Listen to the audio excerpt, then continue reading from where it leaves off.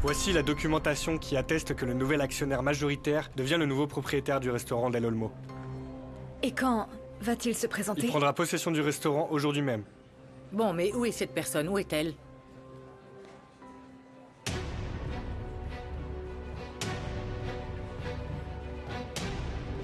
La nouvelle propriétaire du restaurant, c'est moi. Toi? C'est vraiment toi la nouvelle associée majoritaire du restaurant Del Olmo?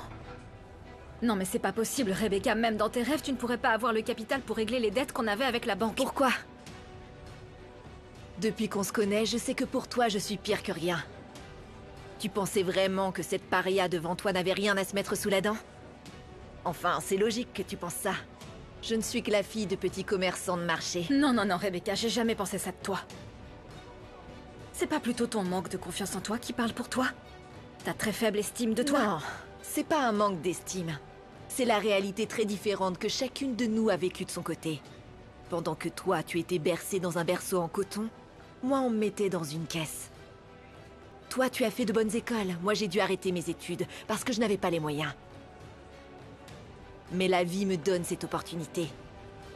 Les choses changent pour nous deux. Qu'est-ce que ça fait d'être du côté des pauvres? Franchement, je ne comprends pas pourquoi tu dis tout ça, Rebecca. Pourquoi tu ne m'expliques pas d'où vient l'argent que tu as utilisé pour payer nos dettes? Plus exactement, qui te l'a donné pour devenir associé majoritaire du restaurant? Qui? José Emilio. Oui, Angélie. José Emilio veut nous nuire parce qu'il pense que ton frère est l'assassin de Dulce. C'est José Emilio? C'est lui qui t'a donné l'argent pour régler nos dettes? Regardez comme vous l'avez laissé, monsieur. Il est trop amoché. J'espère qu'il va pas mourir ici. Je ferais mieux d'aller prévenir Madame Monica. José Emilio, s'il te plaît, calme-toi. Je t'ai déjà dit qu'il est innocent. Il n'a pas tiré sur Dulce. José Emilio, arrête. José Emilio, arrête de me frapper, par pitié. L'assassin de ta sœur est déjà en prison. Non, grand-père, qui te l'a dit? Est-ce que c'est vrai? Non, c'est pas moi, tu dois me croire. J'ai pas tiré sur Dulce. Menteur. S'il te plaît, non. Alors, c'était qui? Calme-toi. José Emilio, stop! Comment ce criminel est-il arrivé ici? Si t'es innocent, pourquoi t'as fui la police, Santiago? Non. Stop! Non. Arrêtez! Calme-toi. Calme-toi! Il est Laisse donc innocent. les questions pour la police! Stop! Tu vois pas dans quel état il est? Il faut le sortir d'ici. Il ne manquerait plus que ce criminel meure dans notre jardin. Il faut appeler une ambulance immédiatement. Dépêche-toi, Pietra! Dépêche-toi! Oui, j'y vais. José Emilio, s'il te plaît, c'est pas moi. Comment oses-tu venir dans notre maison? Non. Bien sûr! Tu savais qu'ici, la police ne te chercherait pas, c'est ça? Non. C'est ça? Non. Vraiment, c'est pas moi, je vous le jure, Tais-toi. c'est pas moi. C'est que... Comment oses-tu, Mauricio? Quelle audace de venir me voir après le mal immense que tu nous as fait à moi et à nos enfants! Je te jure que je ne passe pas un jour sans le regretter. Je sais que je ne peux même pas te regarder dans les yeux après autant de lâcheté. Non, on ne méritait pas ça. Tu nous as laissés pour une jeunette, rien que pour les beaux yeux de cette jeunette. Tu as oublié l'enfance, l'adolescence de tes enfants. Tu les as abandonnés. Tu as une idée de ce que ça a pu leur faire. Et non, et comme si ça suffisait pas, tu as aussi volé tous mes bijoux. Des bijoux qui étaient transmis de génération en génération. C'étaient les bijoux de ma famille. Je sais que j'ai mal agi. Je te jure que je l'ai payé cher. Ton père m'a envoyé en prison, en veillant à ce que je reste enfermé pour de nombreuses années. Il a détruit ma vie. Et toi, ça ne t'a même pas touché, Christina. Jamais tu n'es venue me voir, jamais. Parce que je ne le savais pas. Et même si je l'avais su, je ne serais pas venue te voir. Je n'ai appris qu'hier que tu avais été libérée. Et tu sais quoi? Je ne savais pas quoi ressentir, ni même comment réagir. Mais maintenant que tu es devant moi, je préfère économiser ma salive. Pardonne-moi, Christina. S'il te plaît, pardonne-moi. Pendant tout ce temps en prison, je n'ai pas cessé de penser à toi. À toi et à nos enfants.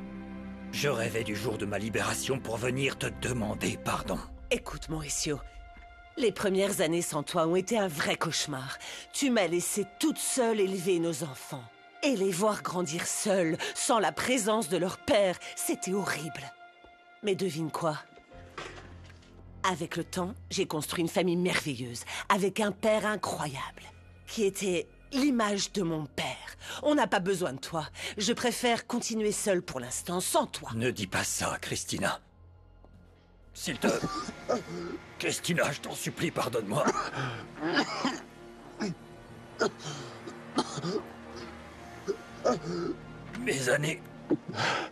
Mes années en prison ont eu raison de ma santé. Mais ne t'inquiète pas, je ne veux pas de ta pitié, tu sais. Attends, calme-toi, je vais te servir un peu d'eau, attends.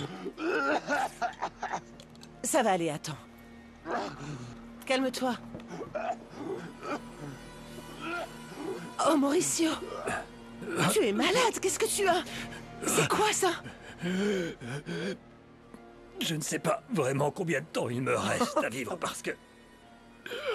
Dieu seul le sait. Mais on sent... quand la vie commence à s'échapper d'un corps détruit comme le mien. Bon, allez, calme-toi. Ça suffit, s'il te plaît. Tous par là, s'il te plaît, tous par là. Je vais tout de suite appeler le médecin de la société. Ah, Christinita, tu ne changeras jamais. Tu seras toujours la même fille naïve. La même Christina qui va sûrement m'aimer de nouveau. Bon, allez, Romina. Pourquoi t'as organisé cette réunion? Tu as réussi à obtenir les informations que je t'avais demandées sur l'Hacienda, c'est ça?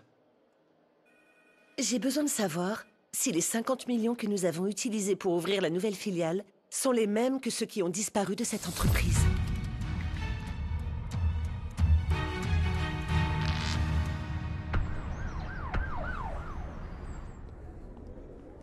Bonjour, Oui. je suis venu voir mon ami Ramiro Lopez. Ramiro On m'a dit Lopez. que c'était le jour des visites. Ok.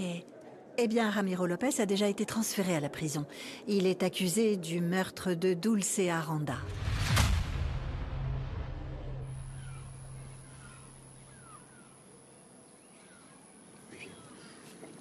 Salut, Gabriel. Salut Mathilde. Tu fais quoi? Je donne à manger à ce poulain. Je viens te demander pardon. Je t'ai pas cru, mais t'avais raison pour Lucas. Il est impliqué dans un cambriolage. Je suis désolé. Tu sais, quand je te l'ai dit, c'était pas pour te blesser. Je te l'ai dit parce que t'avais le droit de le savoir. T'as bien fait, même si... ça me fait mal que Lucas ne soit pas celui que je croyais. Ce poulain me rappelle Ravi. Et la jument, ma mère. Mes parents vont divorcer, Gabriel, et je sais pas quoi faire. Ma famille se désintègre, et c'est comme si je devais me couper en deux. D'un côté, je veux comprendre mon père, mais je peux pas. Et de l'autre, il a raison, c'est que ma mère n'a pas été là pour nous. Je suis tellement perdue avec tout ça. Tu me remets en question, Romina? Toi? Mon employé? Tu oses me remettre en question, moi, ton chef? C'est qu'en voyant ce document, j'ai pensé que... Je ne te paie pas pour réfléchir, Romina! Je te paye pour que tu obéisses. Tu voulais bosser ici, hein? Très bien, je t'ai fait la faveur de t'engager à un poste clé comme représentante légale de la nouvelle boîte. Et tu l'as accepté avec joie, pas vrai? Oui. Bien. En acceptant d'être la représentante légale de cette entreprise, ou de n'importe quelle autre, t'acceptes aussi les risques qui viennent avec. Eh ben voilà, t'es dedans, Romina. Maintenant, t'es dans l'entreprise et tu prends aussi tous les risques qui y sont liés. Tu comprends? Oui, Misaël. T'es maligne, c'est bien. Ah. Et rappelle-toi, hein, que dans une bouche fermée, les mouches n'entrent pas. Mais si tu ouvres la bouche, les scorpions vont entrer. Et la première à aller en prison, ce sera toi.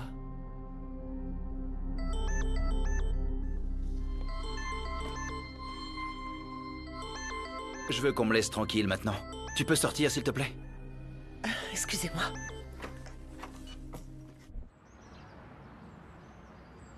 Angélique, quelle importance de savoir qui a payé les dettes?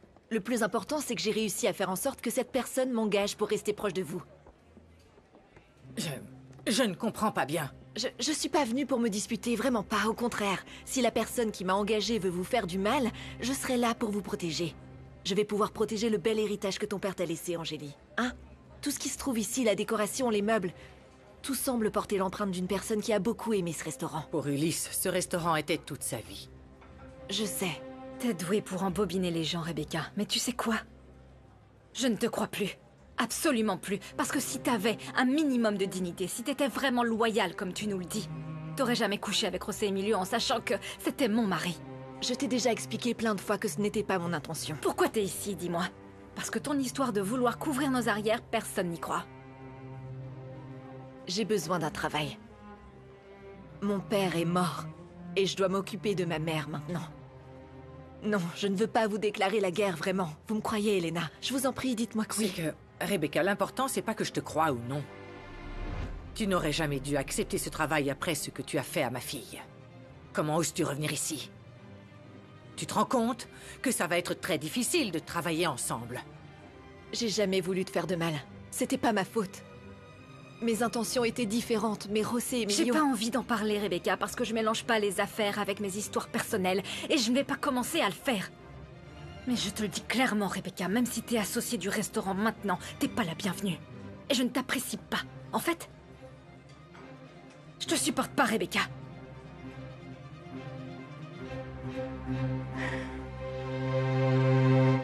Je suis vraiment désolé pour ce que tu traverses, Mathilde. Mais regarde ça autrement. Ta mère et ton père sont vivants. Et même s'ils ne sont plus ensemble, tu peux continuer à passer du temps avec eux séparément. T'as de la chance, Mathilde. Tu as raison.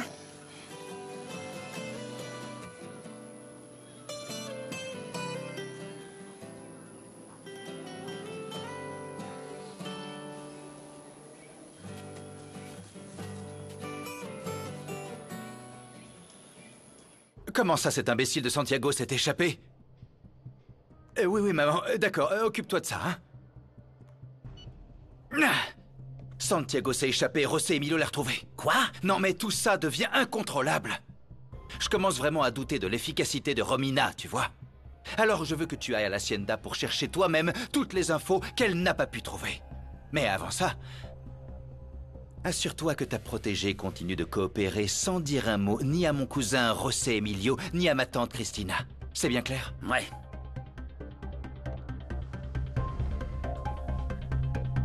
Il ne manquerait plus que la police croie que c'était nous qui cachions ici ce Santiago. Et si ça dégénère? Je n'ose même pas imaginer dans quel pétrin on va se retrouver à cause de ton impulsivité. Ça va, stop! Tu l'as frappé alors qu'il était blessé. Tu imagines s'il meurt? Monica, s'il te plaît, je t'en prie, ne va pas nous porter la poisse. Ils viennent d'emmener Santiago en ambulance. Et il a dit exactement ce que vous lui avez demandé de dire. Qu'il avait été agressé dehors et qu'il est venu chez vous pour que vous appeliez les secours. Et où est-ce qu'ils l'ont emmené, Petra? Directement à la Croix-Rouge. Il faut que je sache comment il va. J'y vais. Non, n'y pense même pas. Arrête! Tu devrais rester tranquille. Santiago pourrait t'accuser et ça ferait encore plus de bruit. Je vais y aller, moi, pour régler toute cette affaire. Écoute ta tante, José Emilio. Pour une fois dans sa vie, elle a raison. Tout ira Au bien, revoir, papa. chérie. Poussez-vous de là. Très bien. Grand-père, depuis quand tu sais qu'il y a un autre coupable? Pourquoi je n'étais pas au courant? Pourquoi personne ne m'a rien dit? Petit, la seule chose que je sais, c'est que le type qu'ils ont attrapé avait le même tatouage que ce pauvre Santiago cette nuit-là, et ils ont trouvé des preuves contre lui. Ça veut dire qu'Angélie avait raison. Oui. Elle m'a dit que Santiago était innocent et je l'ai pas cru. C'est pas possible, grand-père. Grand-père, je l'ai perdu. À cause de ma méfiance. J'ai perdu ma femme, grand-père. C'est pas possible. Au contraire, mon petit. Maintenant que tout est clair, tu as toutes les chances et possibilités de reconquérir Angélie. Non, non, grand-père, je peux reconquérir personne. Elle a demandé le divorce.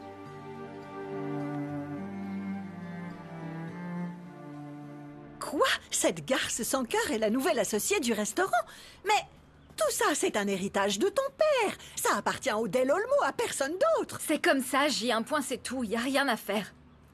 Vous aviez tous les deux raison depuis le début. Je n'aurais jamais dû faire confiance à Rebecca, jamais! Depuis la première fois que je l'ai vue au restaurant, j'ai senti un truc. Tout de suite, j'ai su qu'elle avait de mauvaises intentions, mais je pensais jamais qu'elle irait aussi loin. Ah, franchement, cette fille dépasse les bornes.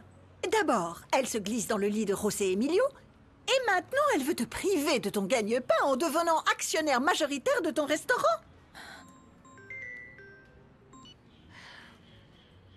J'écoute, agent Corral. Votre frère a été retrouvé. Vous devez me croire. J'ai accepté de devenir associée pour avoir un travail et pour pouvoir les aider. Je leur dois tellement, surtout à vous qui m'avez toujours soutenue. C'était avant que tu ne t'immisces dans le mariage de ma fille. Je suis sa mère, Rebecca, comprends-moi. Je ne peux pas te soutenir, toi, contre ma propre fille. Rebecca, tu vas bien? Rebecca, qu'est-ce qui t'arrive? Je vais m'asseoir un peu. Oh, mon Dieu. Tu vas bien? Ça doit être le stress.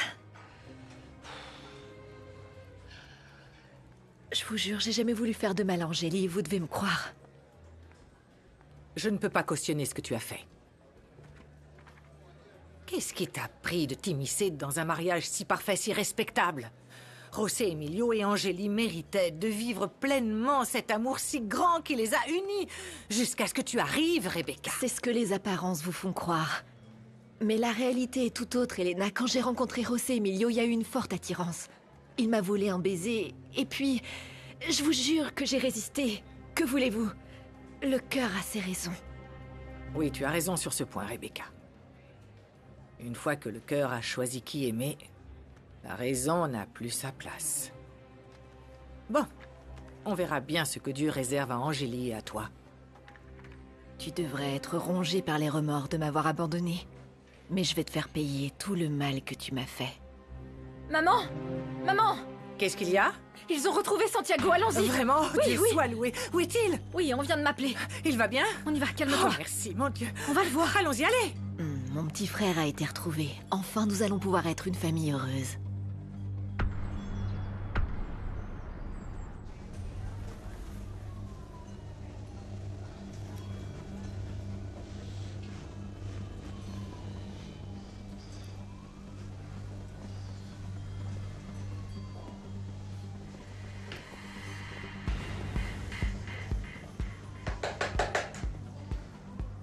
Ne crois pas que ce soit une visite de courtoisie, Santiago.